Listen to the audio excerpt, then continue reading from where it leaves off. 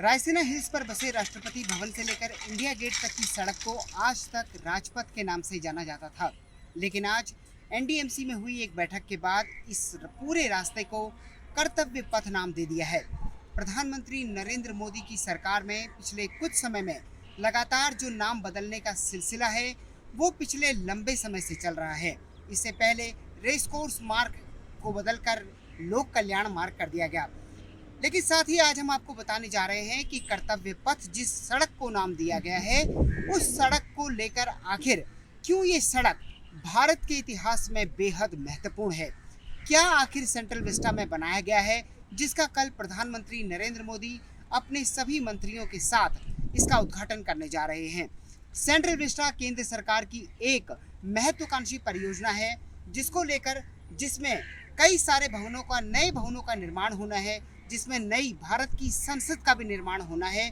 मैं अगर आपको अपनी तस्वीर दिखा पाऊँ तो इस वक्त मेरे कैमरे पर आपको सेंट्रल विस्टा की तस्वीरें दिखाई दे रही हैं। सेंट्रल विस्टा यानी वो सड़क जो कि राष्ट्रपति भवन से लेकर इंडिया गेट तक के रास्ते को कहा जाता है, उस पर अगर आप देखें तो आपको दोनों तरफ पहले ये जो रास्ते थे थोड़ा टूटे फूटे थे, लेकिन अब यहाँ पर जो रास्ते आप देख रहे हैं ये रास्ते लाल ग्रेनाइट पत्थर पे इनको नया बना दिया गया है।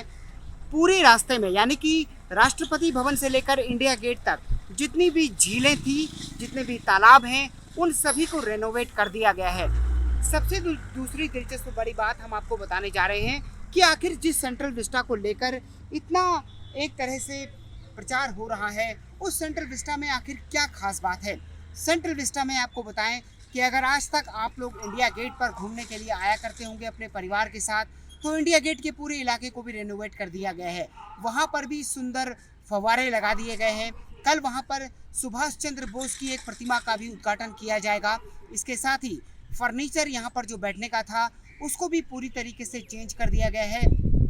सबसे दिलचस्प बात सेंट्रल विस्टा की जो है वो ये है कि यहाँ पर आज तक यहाँ पर जो घास लगी हुई है, जो प्लांट्स हैं, जो पौधे हैं, उन सभी की सिंचाई के लिए मैनुअल तरीका अपनाया जाता था, यानी कि पाइप के जरिए एनडीएमसी के और जो दूसरे विभाग हैं सीपीडब्ल्यूडी उनके लोग यहाँ पर सिंचाई किया करते थे। लेकिन अब इस सेंट्रल विस्टा में उस पुराने सिस्टम को पूरी तरीके से हटा दिया गया है और अब प्लांट्स की सिंचाई के लिए, घास की सिंचाई के लिए यंत्र लगा दिए गए हैं, छोटे छोटे यंत्र लगा दिए गए हैं, यानी कि एक बटन दबाते ही पूरे इलाके की सिंचाई शुरू हो जाएगी।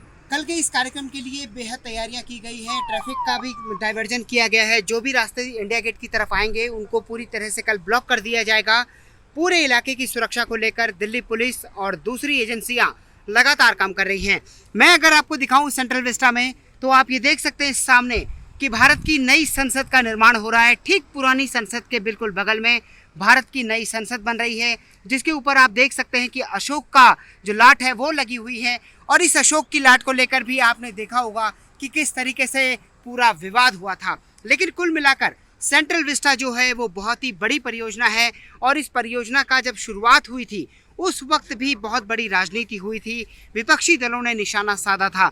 तो लेकिन कुल मिलाकर अगर आप इस वक्त तस्वीरों पर देख पा रहे हो तो ये राष्ट्रपति भवन से लेकर इंडिया गेट तक की जो सड़क है जिसे राजपथ कहा जाता था, आज कर्तव्य पथ बना दिया गया है। और कल जो है यहाँ पर सेंट्रल विस्टा के पहले चरण का उद्घाटन किया जाएगा।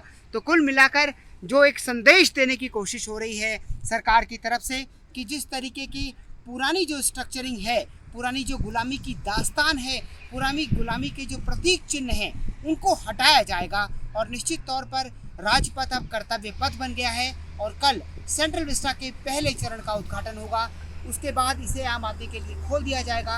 अगली बार जब कभी भी आप इंडिया गेट आएंगे अपने बच्चों के साथ घूमने के लिए तो विश्वास मानिए कि आप यहाँ की खूबसूरती देखकर निश्चित तौर पर चौंक जाएंगे। Lalit Narayan Kandpal, business world, Delhi.